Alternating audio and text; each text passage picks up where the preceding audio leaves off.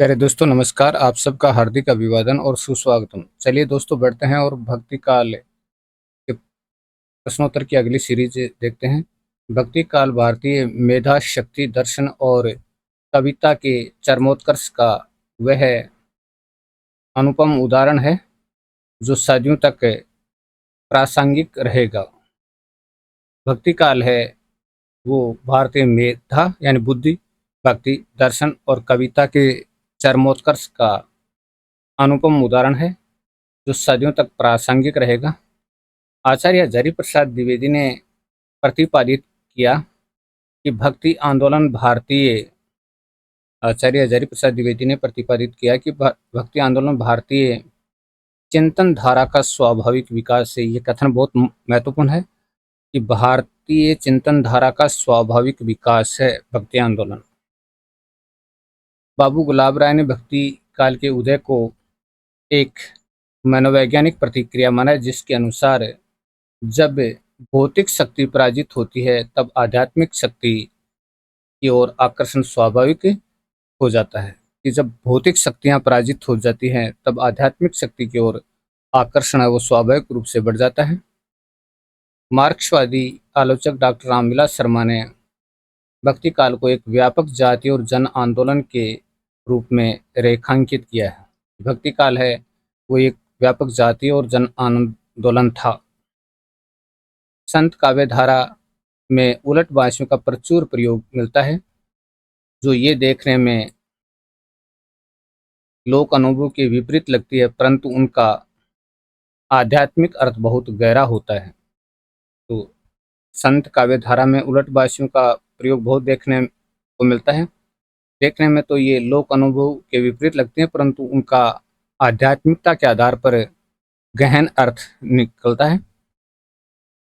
कबीर की उलट भाषियों पर सिद्धों की संध्या भाषा और नाथ पंथियों की अंत साधनात्मक प्रतीकात्मकता का सीधा प्रभाव है। तो कबीर की उलट भाषियों पर किनका प्रभाव है? नाथ पंथ और सिद्ध पंथ की जो विचारधारा उसका प्रभाव है। नाथों की अंत साधनात्मक प्रतीकात्मकता का भी प्रभाव देखा जाता है। कबीर के दार्शनिक विचारों में शंकराचार्य के अद्वैतवाद और वैष्णवों के प्रपतिवाद यानी शरणागति, प्रपतिवाद का अर्थ है शरणागति, का अनूठा मिश्रण दिखाई देता है। संत धर्मदास कबीर के मुख्य शिष्यों में से थे जो कबीर की मृत्यु के बाद उनकी गद्दी के उत्तराधिकारी बने थे। धर्मदास की रचनाओं की मुख्य विशेषता उनकी भाषा की सरलता और कबीर की तुलना में अधिक पूर्वीपन यानी भोजपुरी का प्रभाव होना है। भोजपुरी का प्रभाव इनकी रचनाओं पर ज़्यादा देखने को मिलता है। ज्ञानाश्री शाखा के संत सिंगाजी मध्य प्रदेश के निमाड़ क्षेत्र के एक अत्यंत प्रसिद्ध और लोकप्रिय संत कवि थे। मध्य प्रदेश के निमाड़ क्षेत्र के एक अत्यंत प्रसिद्ध और लोकप्रिय कवि थे। संत सिंगाजी की रचनाओं में शरत पचीसी और नर्मद जी की महिमा और बारहमासी मुख्य रूप से संकलित हैं। तो ये इनकी रचनाएं हैं। नेक्स्ट है संत हरिदास निरंजनी ने निरंजनी संप्रदाय की स्थापना की। संत हरिदास निरंजनी ने निरंजनी संप्रदाय की स्थापना की थी, जिसका कार्यक्षेत्र मुख्य रूप से उड़ीसा और राजस्थान था। हरिदास निरंजनी कृत अष्टपदी जोग ग्रंथ और पूजा जोग ग्रंथ इस संप्रदाय के यानी अष्टपदी जोग ग्रंथ और पूजा जोग ग्रंथ इस संप्रदाय के अंतर्गत महत्वपूर्ण दार्शनिक आधार हैं। संत बावरी साहिबा भक्ति काल की एक प्रसिद्ध महिला संत कवयित्री थी। बावरी साहिबा भक्ति काल की एक प्रसिद्ध महिला संत कवयित्री जिन्होंने बावरी पंथ की शुरुआत की थी। ज्ञानाश्री शाखा की संत सैजोबाई और दयाबाई प्रसिद्ध संत चरणदास की शिष्याएं थी, जिनकी रचनाओं में अनन्य गुरु भक्ति मिलती है। ठीक है।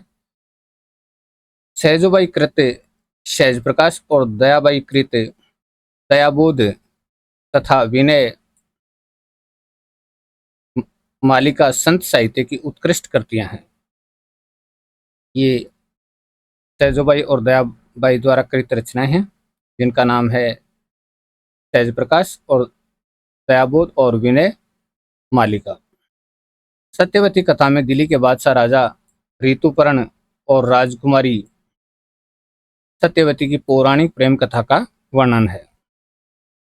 दुख हरणदास कृत पहुपावती भी उत्तर भक्ति काल की एक अत्यंत सरस रचना मानी जाती है।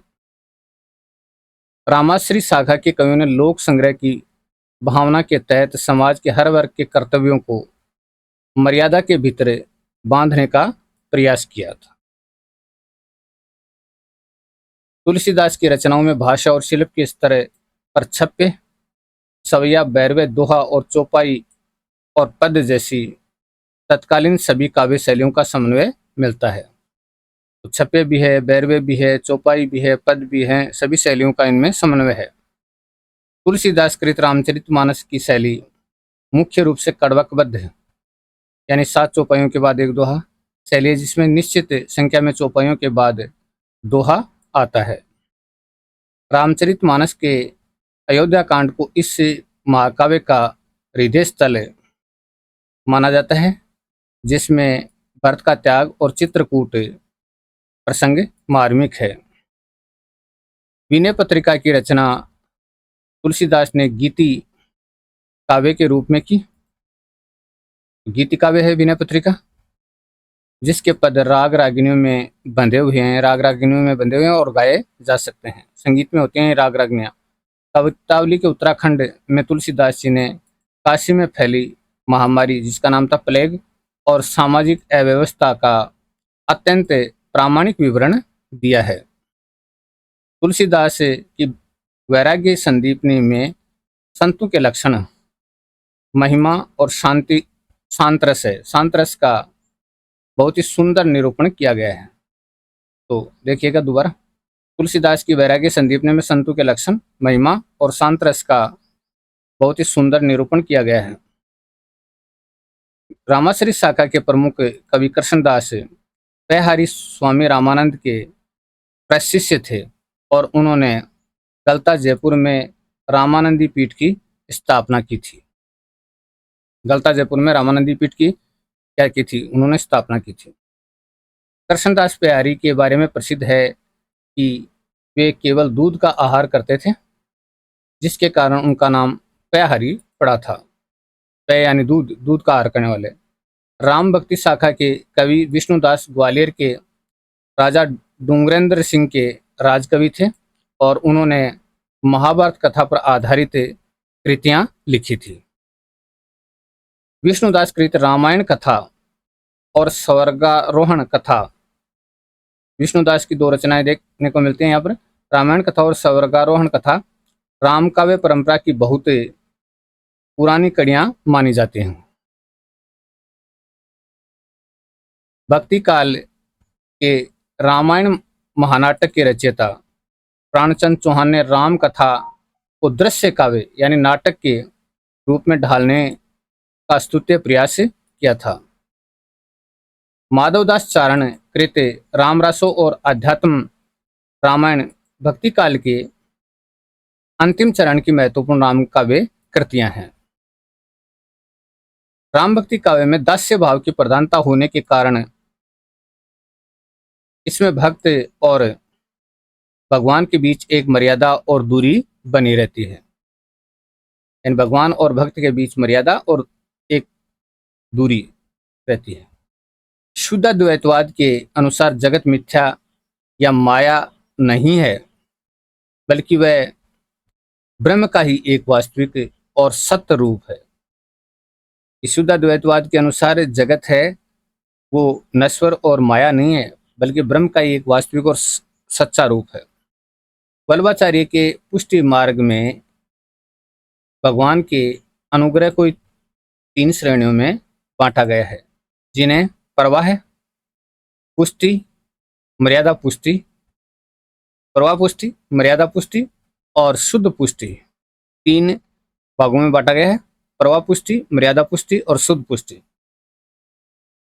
पुष्टि मार्ग के जीवों को भी 3 प्रकार का माना गया है, जिन्हें प्रवाह जीव, ठीक है, प्रवाह जीव, मर्यादा जीव और पुष्टि जीव कहा जाता है।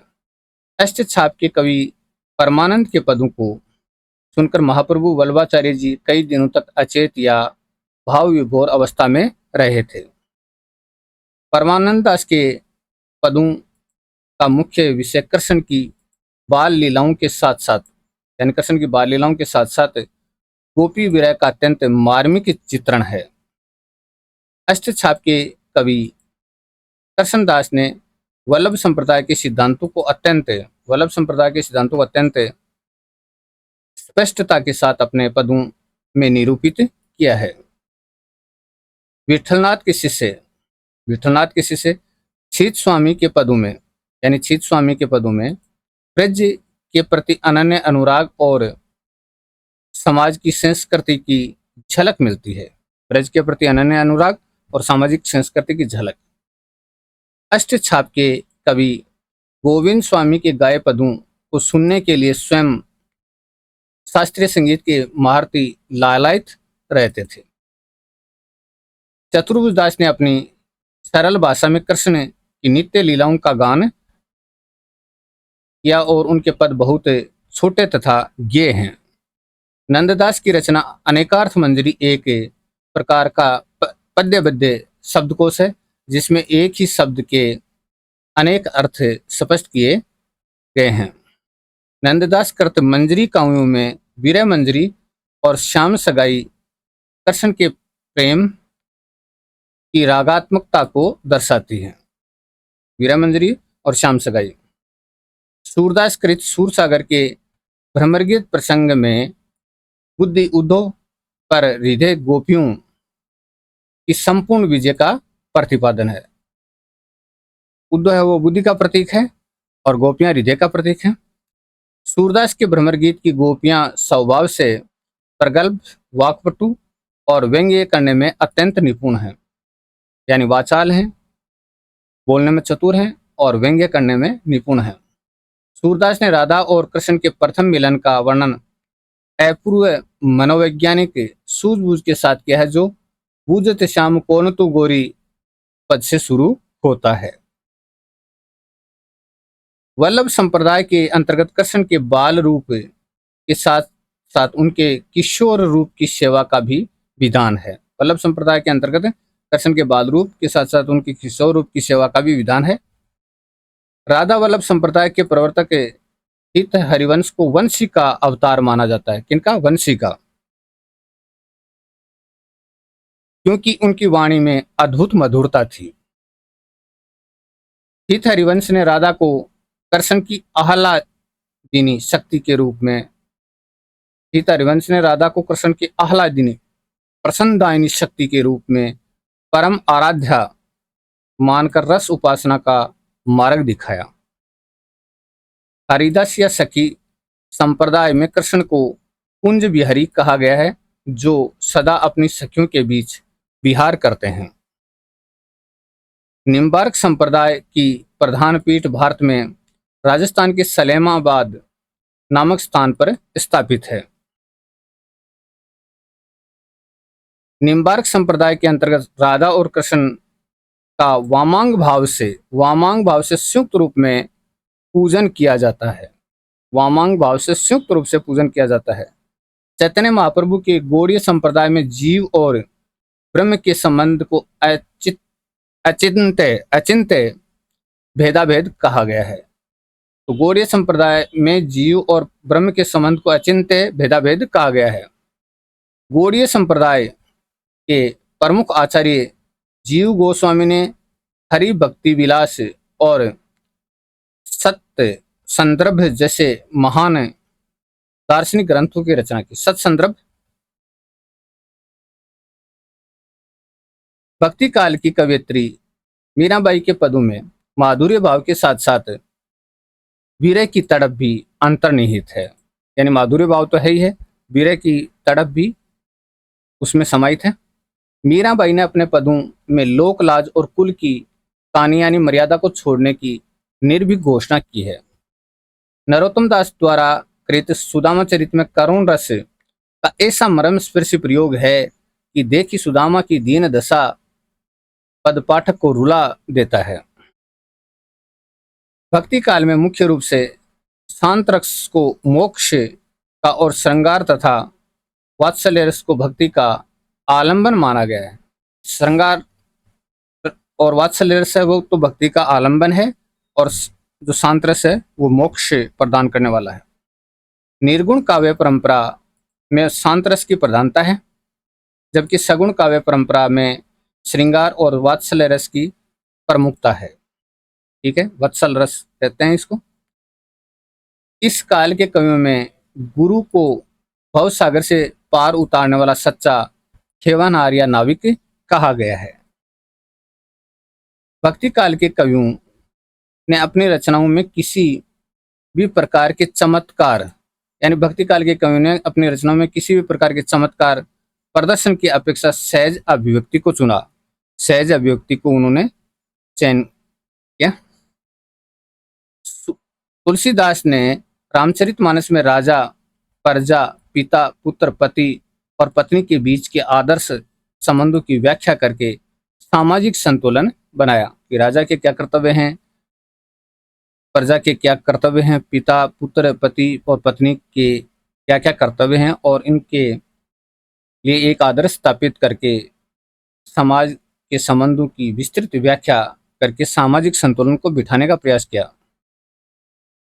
सूरदास के पदों में वात्सल्य के तीनों रूपों, संयोग वात्सल्य, वियोग वात्सल्य और बाल सुलभ चेष्टाओं का विशद वर्णन है। यानी संयोग वात्सल्य, वियोग वात्सल्य और बाल सुलभ चेष्टाओं का विशद वर्णन है। भक्ति काल का संपूर्ण साहित्य स्वार्थ प्रथा से दूर रहकर परमार्थ और लोक मंगल की भावना से ओतप्रोत है। मध्यकाल के इस दौर में दक्षिण भारत से आई भक्ति की लहर ने उत्तर भारत के संपूर्ण सामाजिक ताने बाने को एक सूत्र में पिरो दिया था। कबीरदास ने अपने काव्य में रूपक और प्रतीकों का ऐसा सुंदर ताना बाना बुना जिसे समझने के लिए साधना की आवश्यकता होती है।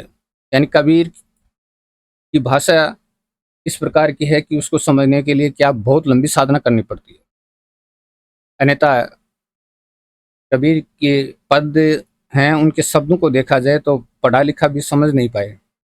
जबकि मसीह कागज छुयो नहीं, कलम गई नहीं हाथ, कबीर स्वयं क्या थे, अनपढ़ थे। ये बात आप देखिए, फिर भी उनके जो पद हैं उनको आज पढ़े लिखे भी उसका अर्थ ग्रहण नहीं कर पाते हैं। राम भक्ति शाखा के कवियों ने ईश्वर की शक्तिशील और सौंदर्य इन तीनों रूपों का सामंजस्य अपने, यानी ईश्वर की शक्तिशील और सौंदर्य इन तीनों रूपों का सामंजस्य अपने आराध्य श्री राम में देखा है। दर्शन भक्ति शाखा के कवियों ने भगवान के केवल ऐश्वर्य रूप को छोड़कर उनके परम माधुर्य और आनंदमय रूप को अपनाया। कि भगवान के परम माधुर्य और आनंदमय स्वरूप को उन्होंने अपनाया था। कृष्ण भक्ति काव्य धारा के कवि ने। भक्ति काल के संतों ने धर्म के बाह्य आवरण को हटाकर उसके आंतरिक नैतिक स्वरूप को समाज के सामने रखा। बाह्य आवरण को हटाया और जो नैतिक स्वरूप था उसको समाज के सामने रखने का प्रयास किया। इस युग की कविता महलों के वैभव से निकलकर झोंपड़ियों और आम जनता के कंठ का हार बनी। आचार्य हजारी प्रसाद द्विवेदी के अनुसार भक्ति आंदोलन एक ऐसा लोक जागरण था जिसने समूचे देश को एक वैचारिक नई चेतना दी, यानी विचारों की एक नई चेतना देने का प्रयास किया। सूरदास की भाषा में ब्रज भाषा का वह रूप मिलता है, यानी सूरदास की भाषा में ब्रज भाषा का वह रूप मिलता है जो अत्यंत परिष्कृत, कोमल और काव्यात्मक है। तुलसीदास ने अवधी भाषा को साहित्यिक गरिमा प्रदान की जिससे वह केवल लोक बोली न रहकर महाकाव्य की भाषा बन गई। भक्ति काल के कवियों ने युगीन हताशा के बीच, यानी युग की हताशा के बीच ईश्वर के नाम स्मरण कीर्तन को, या नाम स्मरण का मतलब कीर्तन को सबसे सरल और सुलभ साधन बताया। इस काल में रचे गए प्रबंध काव्यों का मुख्य उद्देश्य जीवन की संपूर्णता और उसकी भव्यता को उजागर करना था। इस युग के मुक्तक के काव्यों में भावों की इतनी सघनता है कि एक एक दोहा या पद पाठक के हृदय पर सीधा प्रभाव डालता है। भक्ति काल के संतों ने श्रम को प्रतिष्ठा दी और कबीर तथा रैदास जैसे संतों ने अपने पुस्तनीय कार्यों को करते हुए साधना की। इस काल के साहित्य ने भारतीय समाज में नारी के प्रति सम्मानजनक और भक्तिपूर्ण दृष्टिकोण को विकसित करने में मदद की। भक्ति काल की सबसे बड़ी साहित्यिक विजय यह थी कि इसने संस्कृत के कठिन बंधनों को तोड़कर जनभाषा को ज्ञान का माध्यम बनाया था। हिंदी साहित्य का ये कालखंड केवल साहित्य के दृष्टि से नहीं बल्कि संगीत, कला और दर्शन की दृष्टि से भी भारत का स्वर्ण युग है। भक्ति काल की ये अनूठी दार्शनिक और काव्यात्मक विशेषताएं इसे हिंदी साहित्य के इतिहास में हमेशा के लिए सर्वोच्च और अद्वितीय स्थान प्रदान करती हैं। तो ये था आज का अंक, भक्ति काल का तीसरा अंक। आपको कैसा लगा?